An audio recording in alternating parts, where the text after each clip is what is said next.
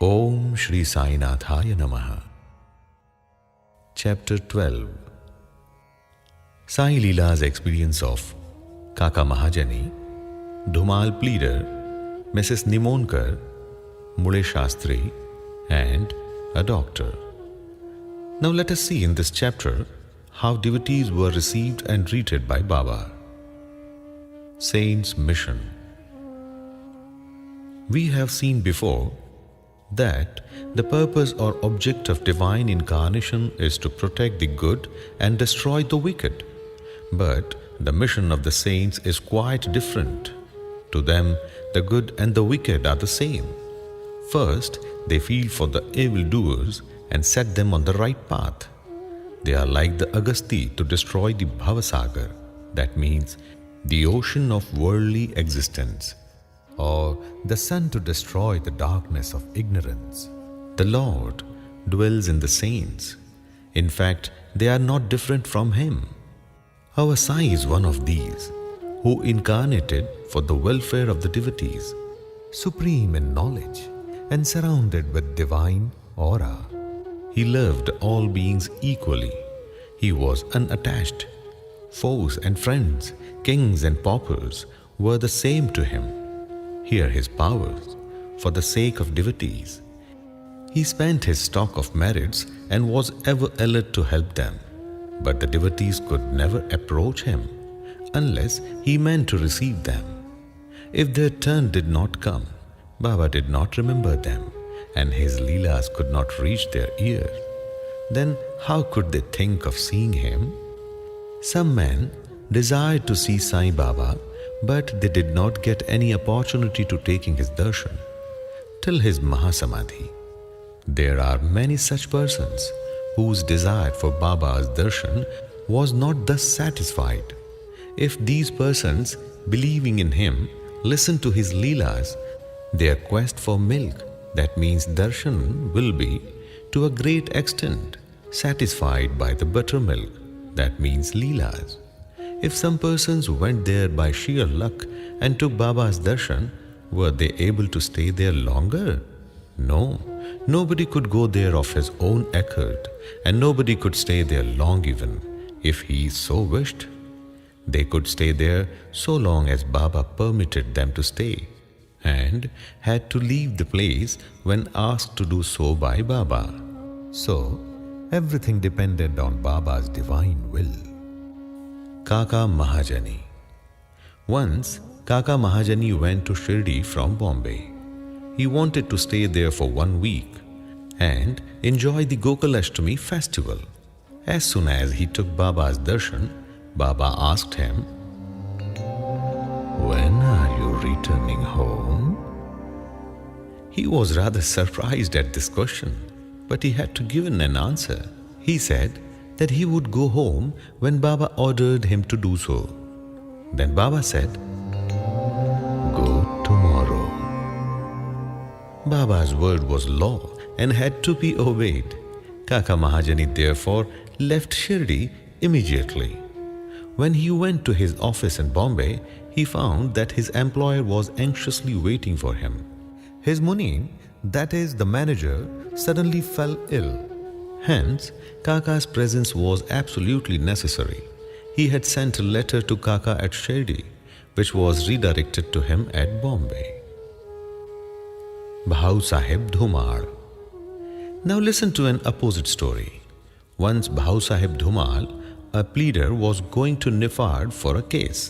On the way, he came to Shirdi, took Baba's darshan and wanted to proceed to Nifad immediately. But Baba did not permit him to do so. He made him stay at Shirdi for a week or more. In the meanwhile, the magistrate of Nifad suffered intensely from pain in his abdomen, and the case was adjourned. Mr. Dhumal was then allowed to go and attend to his case.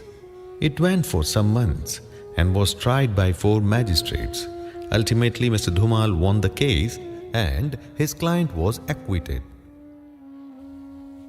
Mrs. Nimonkar. Mr. Nana Sahib Nimonkar, Watandar of Nomon, an honorary magistrate, was staying at Shirdi with his wife. Mr. and Mrs. Nimonkar were spending most of their time in the masjid with Baba and serving him. It so happened that their son fell ill at Belapur, and the mother decided, with Baba's consent, to go to Belapur and see her son and other relatives and stay there for a few days. But Mr. Nana Sahib asked her to return the next day. The lady was in a fix and did not know what to do, but her godson came to her help. While leaving Shirdi, she went to Baba, who was standing in front of Sathei's Wada with Mr. Nana Sahib and others, and prostrated at his feet and asked his permission to go. Baba said to her, Go quickly. Be calm and unperturbed. Stay comfortably at Belapur for 4 days. See all your relatives and then return to Shirdi. How opportune were Baba's words! Mr. Nana Sahib's proposal was overruled by Baba's decree. Mule Shastri of Nasik.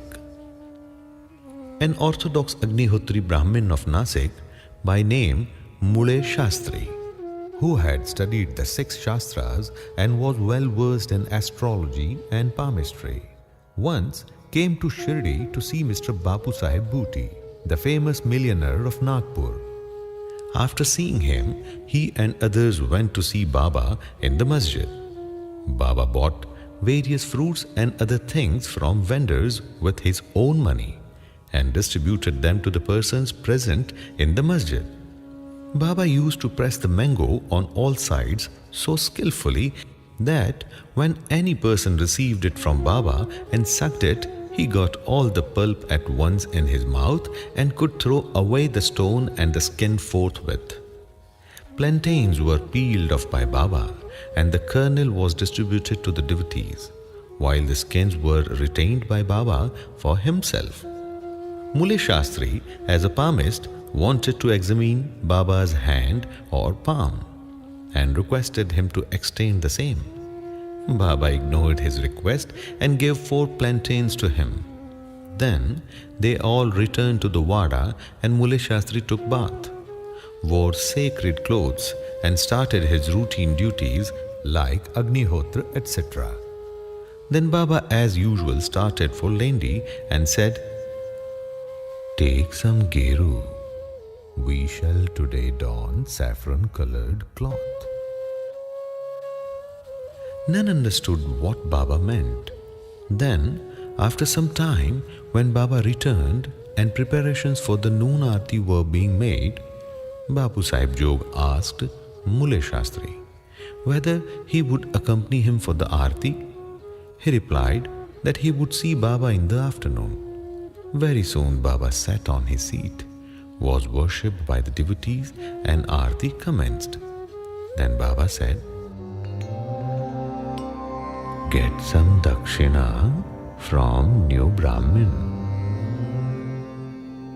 Bhuti himself went to get the dakshina, and when he gave Baba's message to Mule Shastri, he was sorely perplexed. He thought in his mind thus, "I am a pure Agnihotri Brahmin. Why should I pay dakshina? Baba may be a great saint. I am not his dependent."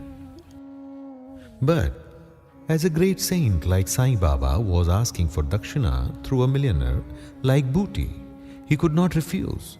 So leaving his routine unfinished, he started with Bhuti to the masjid, thinking himself holy and sacred, and the masjid otherwise.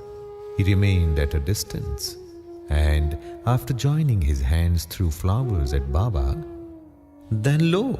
All of a sudden, he saw no Baba on the seat, but saw his late Guru Kholab Swami there. He was wonderstruck. Could this be a dream?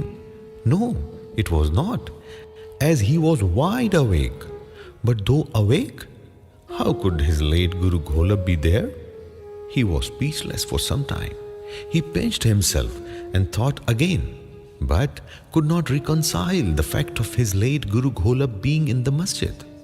Ultimately, leaving all doubt, he went up, fell at his Guru's feet, and then getting up stood there with folded hands. Other people sang Baba's Aarti while Mule Shastri chanted his Guru's name. Then, casting off all pride of caste and ideas about sacredness, he fell flat at his Guru's feet and closed his eyes. When he got up and opened his eyes, he saw Baba asking for Dakshina.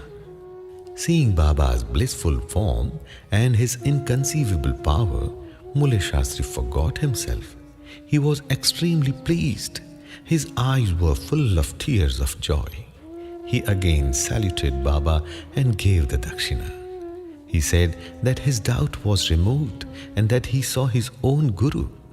On seeing his wonderful Leela of Baba, all the people, including Mule Shastri, were much moved, and they realized the meaning of Baba's word, "Bring Geru, we shall don saffron-colored garment."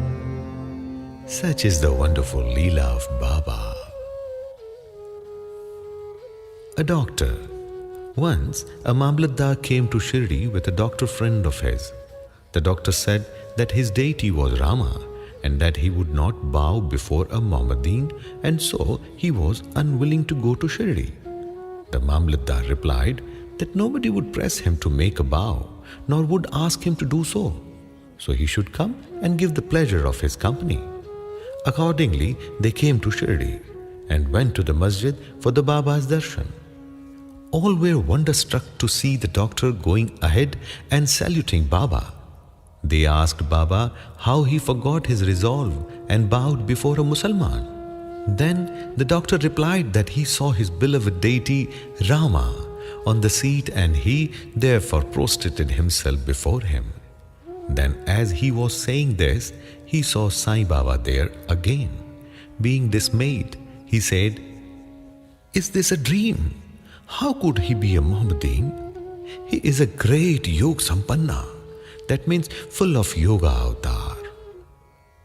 Next day, he made a vow and began to fast.